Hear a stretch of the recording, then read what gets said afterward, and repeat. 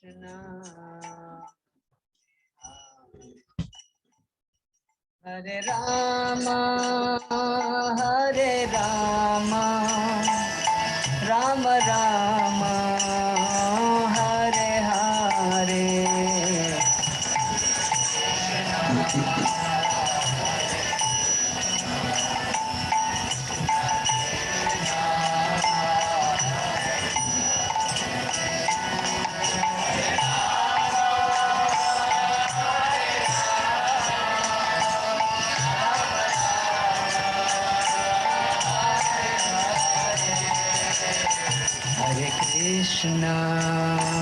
Hare Krishna, Krishna Krishna, Hare Hare, Hare Rama,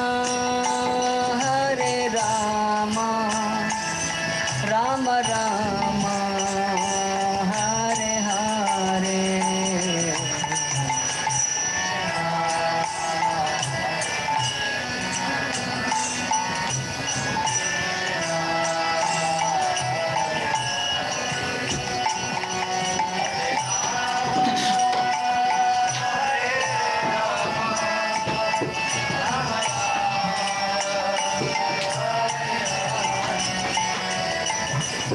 Krishna, Hare Krishna, Krishna Krishna, Hare Hare, Hare Rama, Rama Rama, Hare Hare.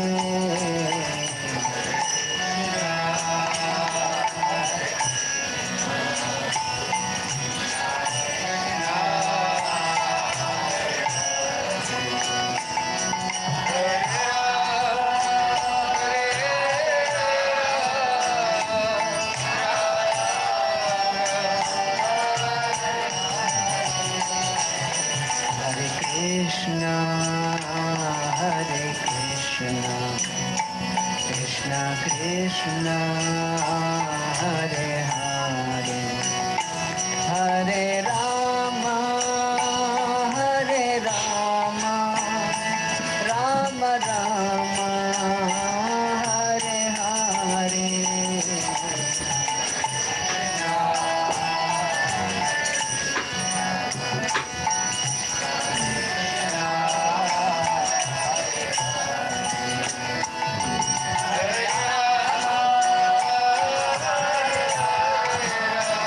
Krishna,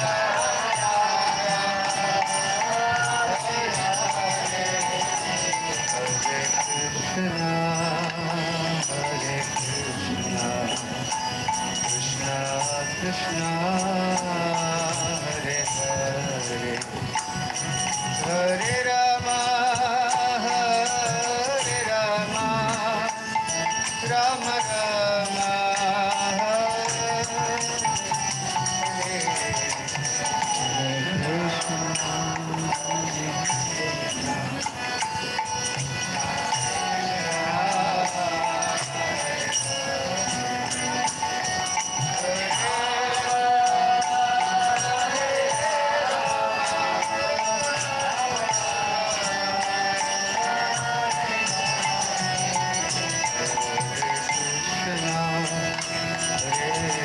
Krishna, Krishna, Hare Hare, Hare Rama,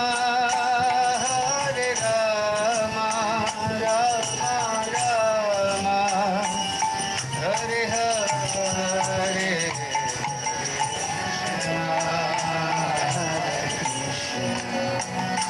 Krishna, Krishna, Hare Hare. Hare Rama, Rama Rama, Hare Krishna, Krishna Krishna, Hare Hare, Hare Rama, Rama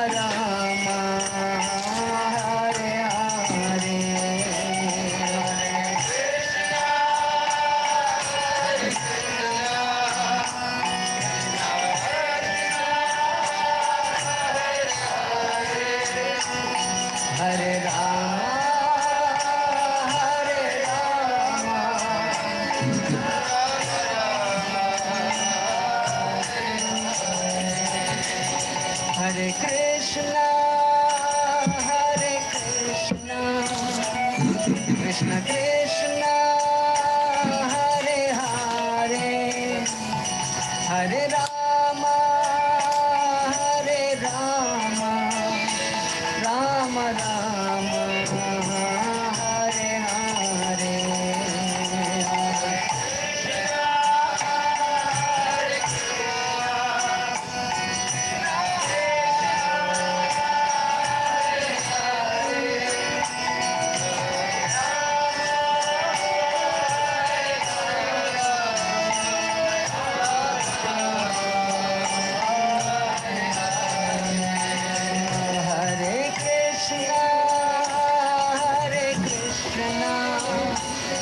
Krishna Krishna Hare Hare Hare Rama Hare Rama Rama Rama Hare Hare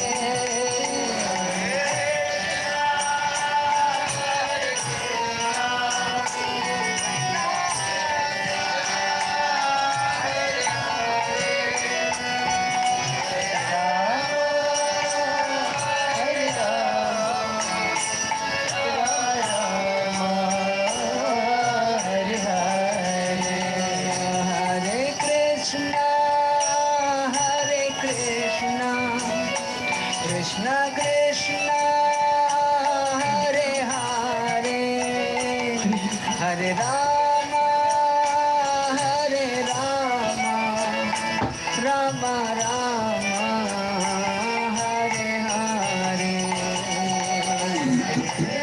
Krishna Hare Krishna Krishna Hare Hare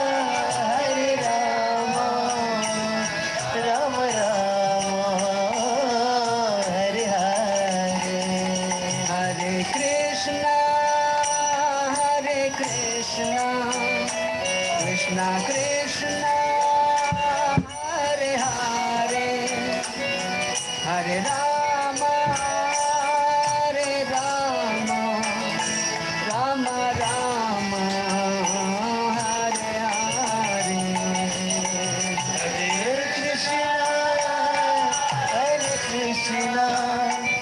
Krishna Krishna Hare Hare Hare Rama Rama Rama Hare Hare Hare Krishna Krishna Krishna Hare Hare Ram Ram Ram Hare Hare Krishna Krishna Krishna Hare Hare Hare Ram Ram Hare Hare Krishna Krishna, Hare Krishna, Krishna Krishna, Hare Hare, Hare Ram, Ram Ram, Hare Hare. Krishna, Hare Krishna, Krishna Krishna, Hare Hare, Hare Ram, Ram Ram, Hare Hare.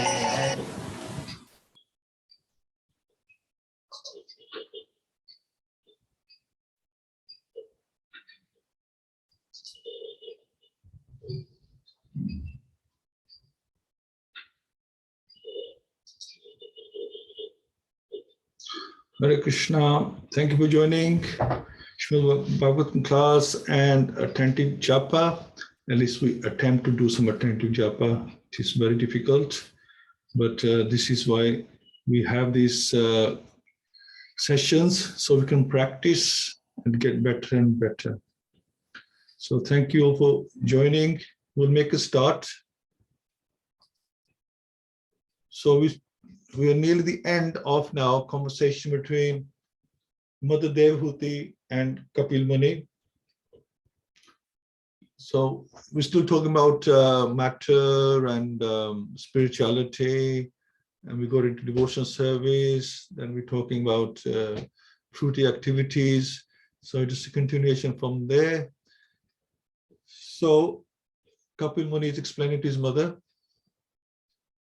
He says, therefore, my dear mother, by devotional service, take direct shelter of the Supreme Personality of Godhead, who is seated in everyone's heart. So by serving the Lord directly, we get his mercy and his blessings.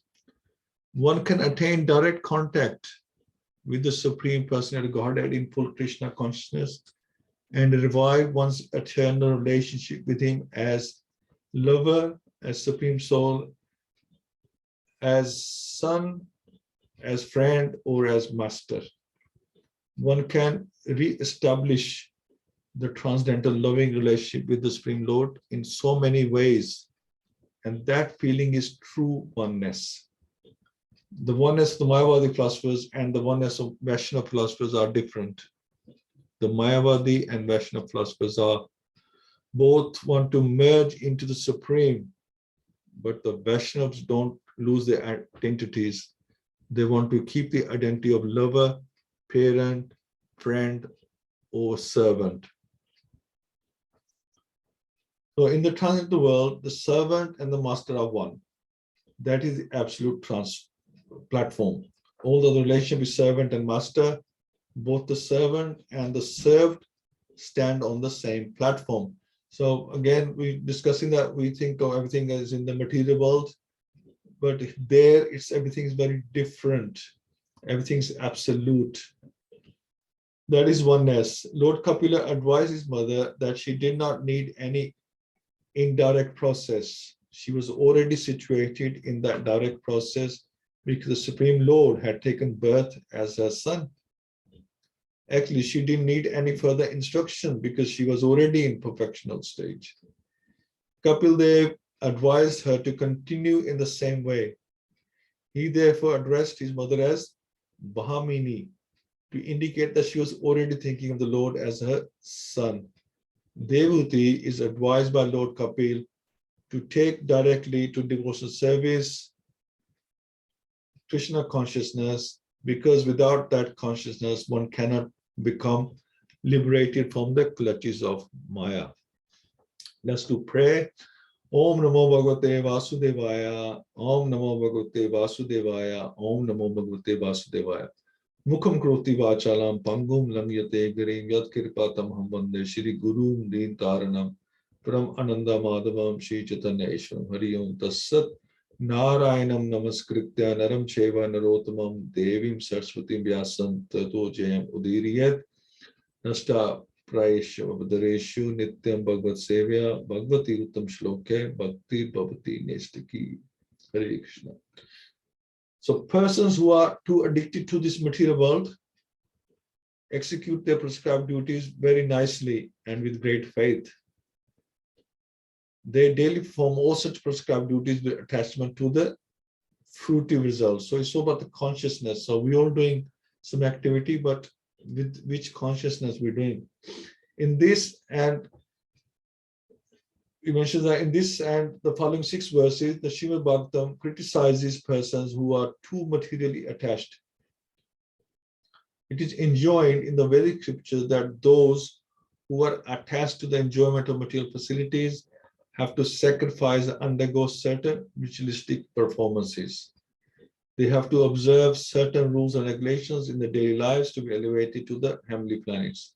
It is stated in this verse that such persons cannot be liberated at any time. Those who worship demigods with the consciousness that each and every demigod is a separate god cannot be elevated to the spiritual world. What to speak of persons who are simply attached to duties for the upliftment of their material condition. So there are people who think every demigod is a god in himself. So some people think Krishna is an ordinary person. Some think he's a light.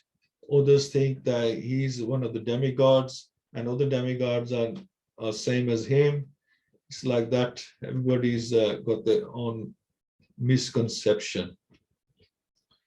Such persons, impelled by the mode of passion, are full of anxieties and always aspire for sense gratification due to uncontrolled senses. They worship the forefathers and are busy day and night improving the economic condition of their family, social or national life. So whatever their forefathers did, they try and improve on that as well, to please the forefathers. Such persons are called Trevargika because they are interested in the 3 elevating processes. They are averse to the Supreme Personality Godhead who can give relief to the conditioned soul. They are not interested in the Supreme Personality pastimes, which are worth hearing because of his transcendental prowess. So, Trevargika. So, instead of 4 Purushat, people worship only 3. Dharmarth, Kam, they don't go far as moksha. That's Trevargika. According to Vedic thought, there are 4 elevating principles, namely religiosity, economic development, sense gratification, and liberation. Persons who are simply interested in material enjoyment make plans to execute prescribed duties. They are interested in the 3 elevating processes of religious rituals, economic elevation, and sense enjoyment. That's it. It doesn't go to moksha. By developing their economic condition, they can enjoy material life. Materialistic persons are therefore interested in those elevating processes which are called Trevargika. Traya means 3, Vargika means elevating processes. Such materialistic persons are never attracted by the Supreme Personality of Godhead. Rather, they are antagonistic towards him. So this is the thing. Instead of 4 Purushats, there are people who believe in 3 Purushats. Actually, Srimad Bhagavatam mentioned that there's like 5 Purushats, 5th one being devotional service. The Supreme Personal Godhead is here described as Hari Mera, or he who can deliver one from the cycle of birth and death. Materialistic persons are never interested in hearing about the marvelous pastimes of the Lord. They think they are fictions and stories, and that the Supreme Godhead is also a man of material nature. So they think he's an ordinary man. They are not fit for advancing in devotion service or Krishna consciousness. Such materialistic persons are interested in newspaper stories, novels, and imaginary dramas. The factual activities of the Lord, such as Lord Krishna's acting in the Battle of Kurukshetra, or the activities of the Pandavas, or the Lord's activities in Vrindavan or Dwarka, are related in the Bhagavad-Gita and Srimad Bhagavatam, which are full of the activities of the Lord. But materialistic persons who engage in elevating their position in the material world are not interested in such activities of the Lord. They may be interested in the activities of a great politician or a great rich man of this world, but they're not interested in the transcendental activities of the Supreme Lord. And yeah, I think most of us, unlike that, we take a lot of it just seems more interesting to read about other people than to read about God, because to us that seems fictional rather than what we are reading in books and things. Such persons are condemned by the supreme order of the Lord because they are averse to the nectar of the activities of the Supreme Personality of Godhead. They are compared to stool-eating hogs. They give up hearing the transcendental activities of the Lord and indulge in hearing of the abominable activities of materialistic persons. Everyone is addicted to hearing of the activities of another person, whether a politician or rich man or an imaginary character whose activities are created in a novel. So politician or rich man, imaginary character, it's like actors, we're so interested in the actors or in the films they done, and the role they played, which was actually fictional role, it was an imaginary role, but we're just so much interested in that. And sometimes we want to be like that, that we have so much interest in these things. There are so many nonsensical literatures, stories, and books of speculative philosophy. Materialistic persons are very interested in reading such literature, but when they are presented with genuine books of knowledge, like Srimad Bhagavatam, Bhagavad-Gita, Vishnu Puran, or other scriptures of the world, such as the Bible and Quran, they are not interested. These persons are condemned by the Supreme Order as much as a hog is condemned. The hog is interested in eating stool. If the hog is offered some nice preparation made of condensed milk or ghee, he won't like it.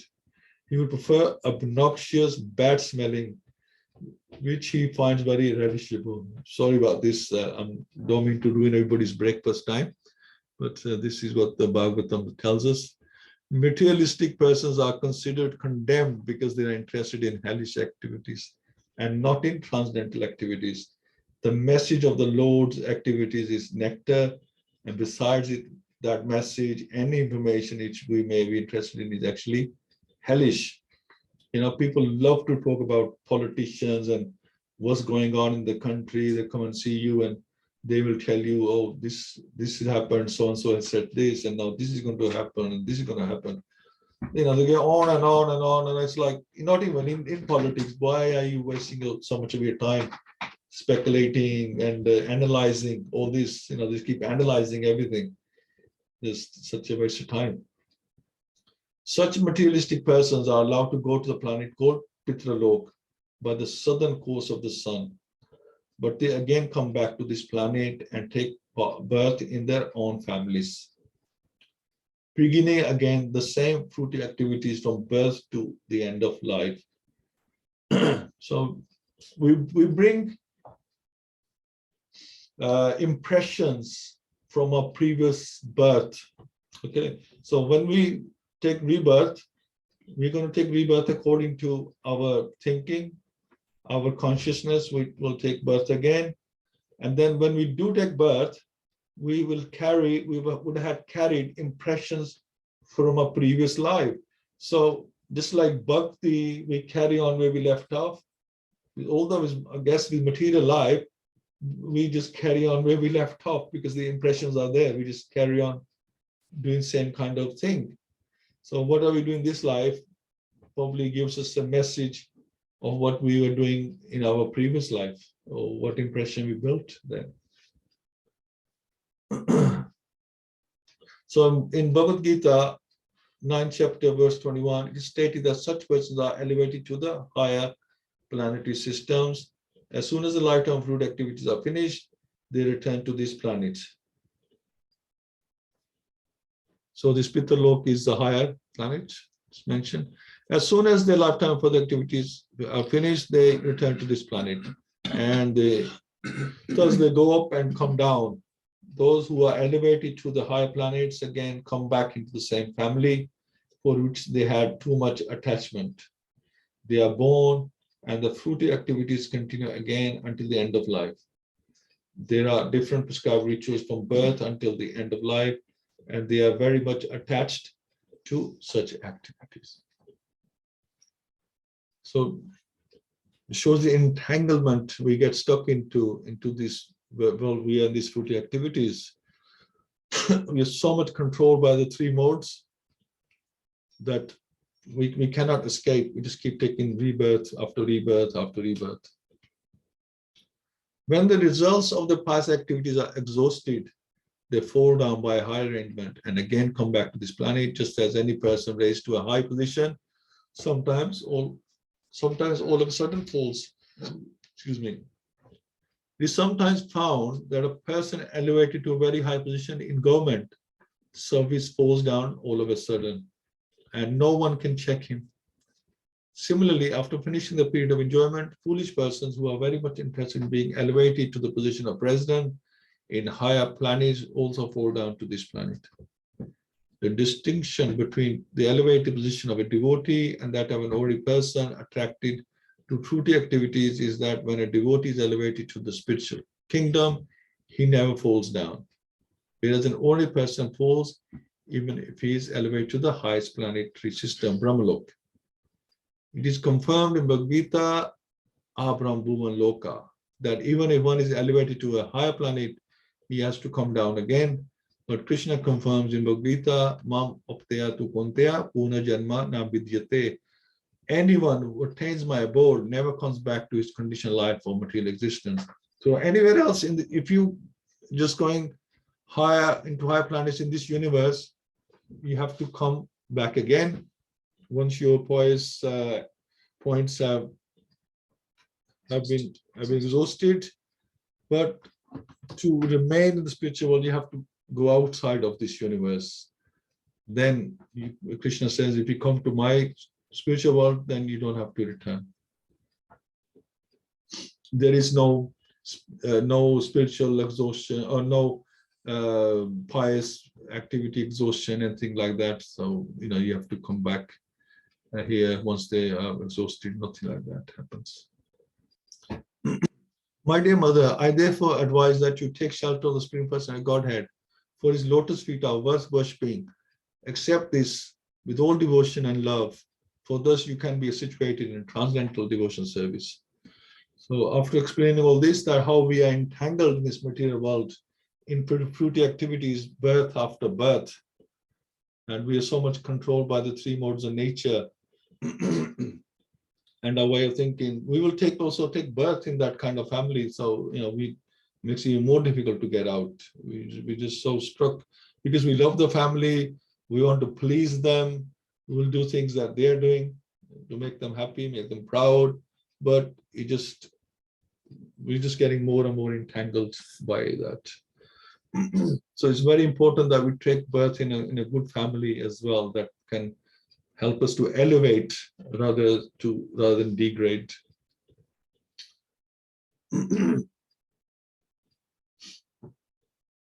As Brahma is the Supreme Person within this universe, Krishna is the Supreme Personality in the spiritual world.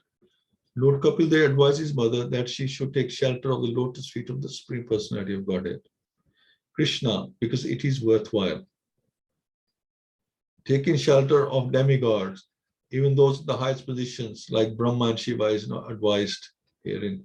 One should take shelter of the Supreme Godhead. So if Krishna says to you, if Krishna comes face to face and says, well, why do you want to take shelter of me? Because, well, then you say, because there is nobody else, there's nothing better. So this is, there is no other way. So we want to take shelter of you. Devotion service in full Krishna consciousness is the only means for attaining the highest perfection of life for the human being. This is recommended herein by Lord Kapil to his mother. Bhakti is therefore nirgun, free from all tinges of material qualities. Although the discharge of devotion service appears to be like material activities, it is never sagun or contaminated by material activities. So Lord Krishna's activities qualities are so sublime that there is no need to divert one's attention to any other activity. His behavior with a devotee is so exalted that a devotee need not try to divert his attention to any other worship. It is said that the demoniac Putana came to kill Krishna by poisoning him. But because Krishna was pleased to suck her breast, she was given the same position as his mother. Devotees therefore pray that if a demon who wanted to kill Krishna gets such exalted position, why should they go to anyone other than Krishna for their worshipful attachment? Because there really is nothing better. That's the point. There are two kinds of religious activities, one for material advancement and the other for spiritual advancement. By taking shelter under lotus feet of Krishna, one is endowed with both kinds of prosperity, material and spiritual. Why then should one go to any demigod? Because Krishna says, whatever you desire, at least desire from me. Like we were discussing last week about the 4 types of people. So anybody in distress, anybody needing money, anybody in need of knowledge, anybody who wants to take shelter, go to Krishna. He provides everything. Because he's the one who's providing to the demigods in the first place. Everything's coming from him. So engagement in Krishna consciousness and application of devotional service onto Krishna make it possible to advance in knowledge and detachment as well as in self-realization.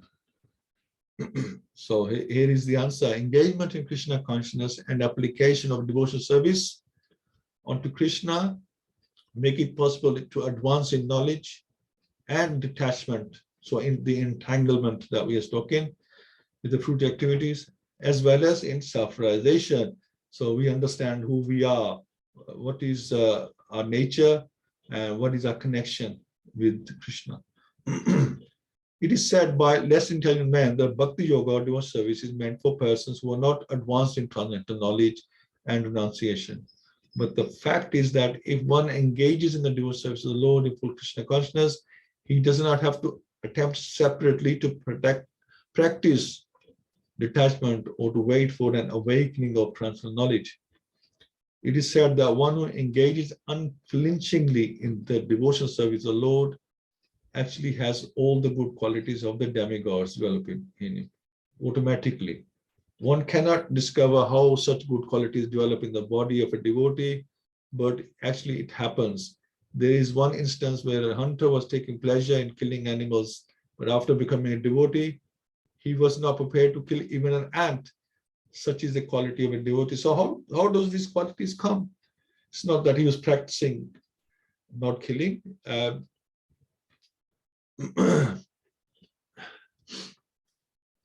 So just by becoming a devotee, all the other things take place automatically. The exalted devotee's mind becomes equipoised in sensory activities, and he is transcendental to that which is agreeable and not agreeable. So the significance of advancement in transcendental knowledge and detachment from material attraction is exhibited in the personality of a highly advanced devotee. For him, there is nothing agreeable or disagreeable because he does not act in any way for his personal sense gratification. That's the key. Whatever he does, whatever he thinks, is for the satisfaction of the Supreme Personality of Godhead. Either in the material world or in the spiritual world, his equipoised mind is completely manifested. He can understand that in the material world, there is nothing good. Everything is bad due to its being contaminated by material nature.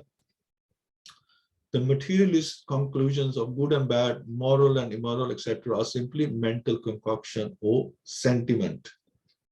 Actually, there is nothing good in the material world. In the spiritual world, everything is absolutely good. There is no inebriety in the spiritual varieties because a devotee accepts everything in spiritual vision. His equipoise, that is a symptom of his being elevated to the transcendental position. He automatically attains detachment, vragya, then gyan, and then actual transcendental knowledge.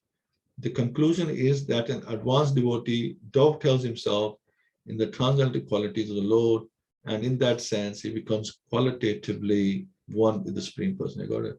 So much information from Kapil Dev to his mother, explaining to her that how everyone should give up fruit activities and attach them to the Lord, themselves to the Lord. and you automatically become detached from these activities and this entanglement. You are able to escape from. Otherwise, you'll never be able to escape from this birth after birth. You'll be stuck. So thank you all for joining. My father-in-law ji, Mother Shamsundar Prabhu, Partha Prabhu, Prem Prakash Prabhu, Sopan Dev Prabhu, Venkat Prabhu, and happy Ekadashi. Thank you so much. Please give us your. No, Rukmani Mataji, I think maybe I sent the message really late today. They've forgotten about it. No, Rukmani Mataji, no, Sarvashya Mataji, no, Parveen Mataji. I think they missed out today. Okay, so Mother Shamsundar Prabhu, would you like? Are you okay to speak? Hari Bol, how are you? Hari Bol, Prabhu, Hari Bol. You okay? Yeah, yes, Prabhu, how are you? Okay. Yeah. Not bad. Very nice class, Prabhuji. Okay. So I don't would like to add anything, just like to other from other devotee. Hari Bol. Hari Bol, thank you so much, Prabhu. Thank you for joining. Partha Prabhu. Hari Bol.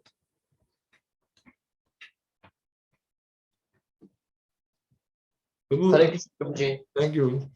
Thank you, Prabhu. I mean, such a nice class it is. I don't have really anything to add other than what you have mentioned. But I think like Srila Prabhupada is so nice that he repeatedly mentioned this in whatever scriptures you read. Like I was reading Ishop, I mean, because I'm doing that a little Bhakti Shastri, so Ishopnishat says same thing. In Nectar of Instruction, Prabhupada mentioned same thing. That one thing which I would like to share, Prabhuji, like when we say that Kali Yuga is so bad and people are lazy. So Prabhupada mentioned in Ishopnishat that people are actually not lazy. They are lazy for the spirituality. Whatever materialistic activities they want to do, they will do it. In whatever case, they will do it. For that, they have all activeness. But for when it comes to spirituality, they show laziness. So it's not actually they are lazy, but they are not interested to grow spiritually. That's all, Prabhuji. So, yeah, I mean, here explains that with so much interest in material activities, material things like reading fictional books, watching movies, talking about politics, whether we can do anything about it or not. But we spend so much time analyzing these things. Why do we have so much interest in this? It's natural. All of us, I am no less. I might not analyze so much, but I am still, there's interest to look at the news, so read about something going on. Why do we have this natural interest in these things, Prabhu? I mean, just sharing my understanding only, Prabhuji. Like Srila Prabhupada every time mentioned that it's because of lack of knowledge, the lack of real knowledge, and lack of knowledge coming from the Vedic scriptures. Because we don't tend to read the Vedic scriptures. I mean, for me also, Prabhuji, until unless we come to Krishna consciousness, we know Bhagavad-Gita means Mahabharata war. That's it. And we not know anything beyond that. And even Bhagavatam, we know that, okay, there are some stories in Bhagavatam, it's about Krishna, that's it. But Bhagavatam describes you about entire universe, how a universe is created, and how devotees actually shown their respect towards the God. And what exactly is required to grow spiritually. So this knowledge is not there. I mean, generally when we grown up in these schools and colleges, we don't get that knowledge. Nobody gives that knowledge. That's why I think Srila Prabhupada, when he went to US, he said like, you have everything here, but you don't have a laboratory for the soul consciousness. So you have got everything. So because of that lack of consciousness, and anyhow our mind is like a devil. It can't be empty. It has to be filled. So even though we don't have anything else, that is where we try to spend time in any other activity, because our mind is so active that it can't sleep even for a second. And that's why we if not in this, we try to engage our mind in other activities. And once you are in that, you'll try obviously we'll try to gather more and more interest in that. We get attracted towards that, because somewhere or the other it gives you some materialistic satisfaction. That is why also I think, Prabhuji, we try to go to that kind of knowledge. That's all. Prabhuji. Thank you. Yes, wonderful, wonderful explanation. Yeah, we are. Thing is, we are material, or we at least we think we are material. I think that's one of our ignorances. That because we think we are material, we are able to relate easily to other material things. It's very difficult to relate to Krishna. I mean, lot of time we don't even know things, or we don't want to read about it. Because we probably think it doesn't really concern us. This is a story we've heard it before and all that, and how what's it really got to do with us in life? Is he going to help us pay our bills? Sometimes we think like that.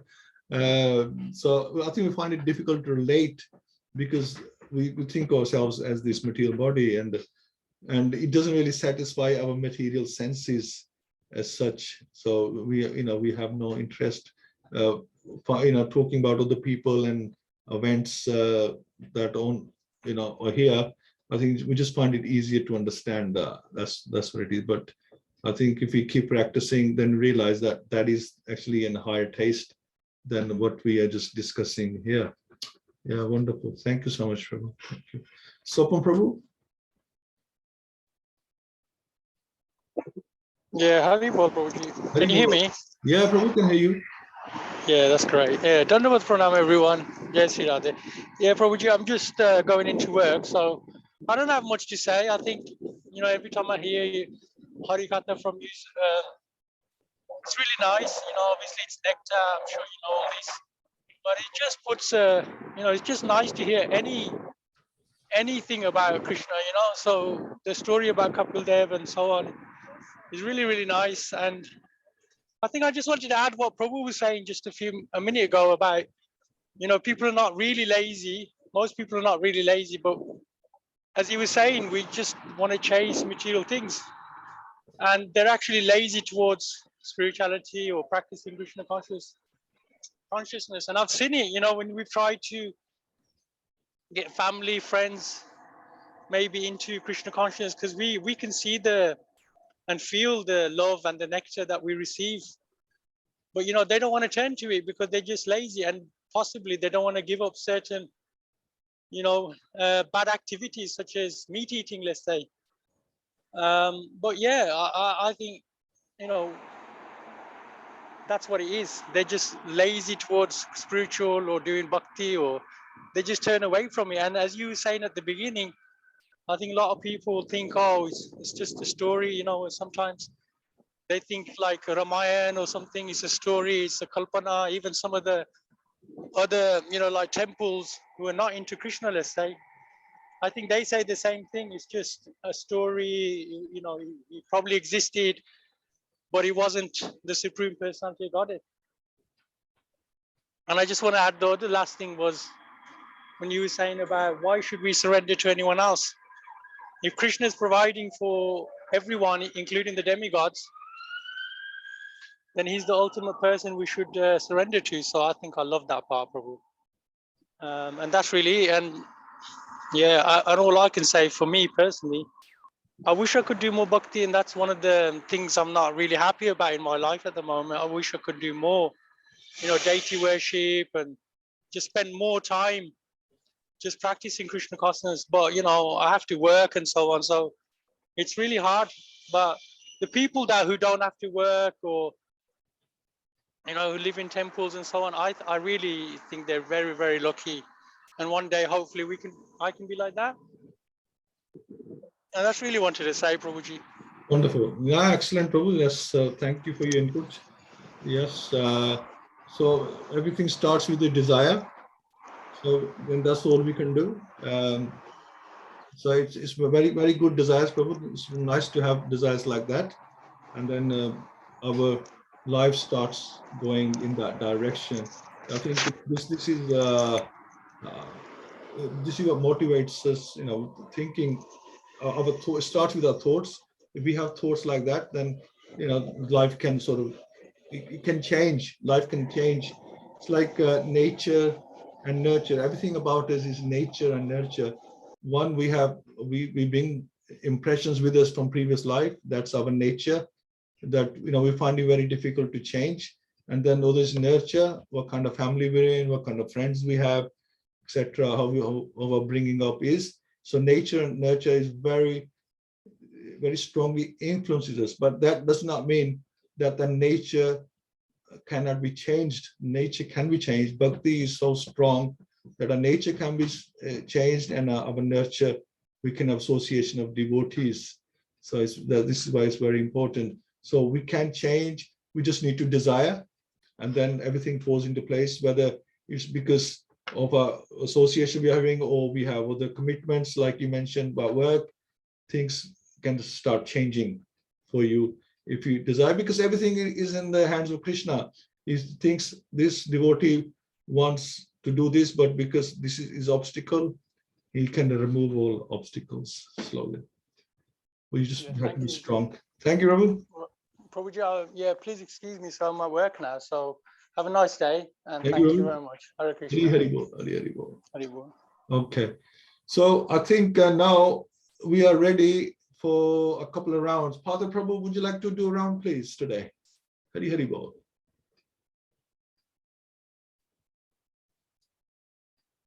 Are you there, Prabhu?